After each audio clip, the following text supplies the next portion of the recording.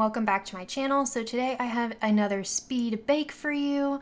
So basically I take the process and then speed it up so you don't have to watch it in real time. So it's a little bit easier to watch, but this cake is actually really exciting to me. So this is actually a Thin Mint cake, and if you've ever heard of Thin Mints, they're basically these hard crunchy cookies that are chocolate and mint flavored. I don't know why that combination works so well together, but I find it very delicious. So I actually made some chocolate cake layers with a little bit of mint in it, and then I put in between the layers some vanilla buttercream, a mint ganache drip, so just adding a little bit of mint extract into my chocolate ganache, and then also putting some crushed cookies in between. I find that it adds like a really nice texture to each bite and just kind of makes the cake a little more interesting. And I love trying to fill the cakes with, other flavors and things like that. Any kind of like jams and fillings, those are really awesome to use.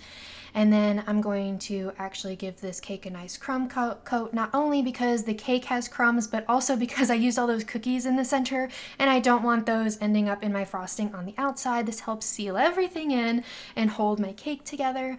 Another tip for frosting cakes and keeping your cake moist. I know some people use like a simple syrup on their cakes before they stack them. I actually let my cakes cool a little bit, and then I actually end up wrapping them in plastic wrap and popping them into the freezer. So if I know I'm going to use the cake really soon, then I only do like one layer of plastic wrap. But if I know that it's going to be in there for a little bit longer, because I can stay in there for like a month and still be good to go, I will double wrap it just to make sure that it's nice and safe inside of the freezer. But that helps lock all the moisture, and so that when you go to bake, you can just take it out a little bit before you end up frosting it. And then when you stack it, some of the pluses of it being cool is that not only is it stiffer, so it's easier to move, so your cake won't break on you if you've ever had that happen, especially if it's a very tender cake. Then if you freeze it, it helps you actually layer your cake more easily. But also, if your cake is cold and you put buttercream on it, it helps solidify the buttercream a little bit faster, which is really nice. So then your layers are less likely to slip around while you're trying to frost it. And so here I'm just doing a quick coat of buttercream. I'm just doing a plain finish on this, and then I'm just going to add stuff to it. So another tip for that is you can use a metal bench scraper or a frosting scraper, whatever you would like to call it. I prefer metal because actually if you run some hot water over it, it heats up the metal. If you dry it off and then run it around the cake, it actually smooths your buttercream really well. My theory is that the butter melts a little bit in the buttercream when you do that, and so it actually helps give it a nice smooth finish. And this is a process, you do it and then you have to like fill in any gaps or fix any air bubbles you might have, but it's so worth it in the end. And I do the same thing on the top. Even though I use my offset spatula to do the tops of my cake, I will heat it up as well when I do that, and I think that helps give it a nicer corner and a smoother top. I'm not going to spend like a whole lot of time on it because I know I'm going to put a lot of stuff on top of the cake, which is also a plus. If you decorate the top of your cake, you don't have to worry about the top being like super smooth. You can also use like a spiral design on top if, I've had times when like the buttercream just doesn't want to cooperate, and so then I end up doing a spiral, and that kind of looks really nice. And while the buttercream was still like wet and not like hardened, I actually took some of those Thin Mint cookies and pressed them into the side of the cake. I think it's a really easy way to add a little bit of interest to the bottom of your cake. And you can do this, of course, with any cookie that you would like, go crazy with your flavors. And then once I'm done with that, I'm actually just going to add a ganache drip to the top of the cake. And another tip for using a ganache drip is when you do that, you want to make sure that your cake is nice and cold. So you're going to want to pop it in the fridge and make sure it's really hardened. That's because your ganache is going to be a little bit warm, and you don't want your frosting to melt, and then you're just going to have like a mess on your hands. And another tip is making sure that your ganache is not too hot.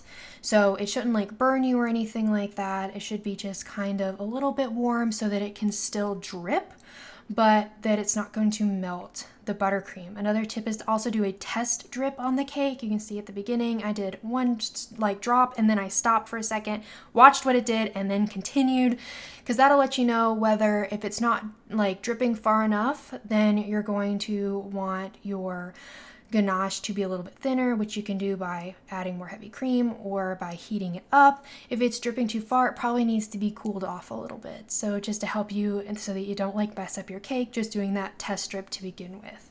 I know some people do that on the side of a cup instead of doing it on the cake, but that's also an option. And then just adding some swirls of buttercream to the top, and then putting some cookies in between each of the swirls so that it just kind of adds more cookies to the cake, because why not?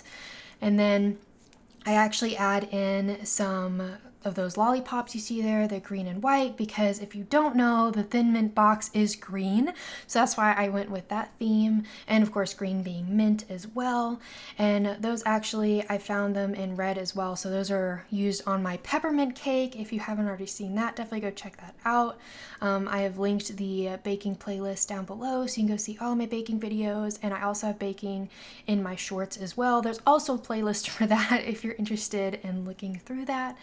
And then just adding in a whole heap of cookie crumbs to the top, because I feel like you can't have too many. I put them all over the place. I feel like I was using, instead of sprinkles, which I use all the time, I'm using cookie crumbs instead. And putting those all over the place, and kept saying, where else could I add cookie crumbs? And then they end up everywhere. So then I end up actually adding some to the bottom of the cake as well, because I just felt like, I don't know, it needed a little bit more. I probably should have done that like on a cake pan or something so it didn't get too messy on my turntable, but you know what? You only live once, so I had crumbs everywhere for this cake, but it was definitely worth it, and I think it looked really great, and it tied the bottom of the cake in with the top. So if you like this video, be sure to give it a thumbs up and subscribe. I would really appreciate it. And again, check out that playlist in the description if you want to see more videos like this one. So I hope you have a really sweet day. Bye, everybody.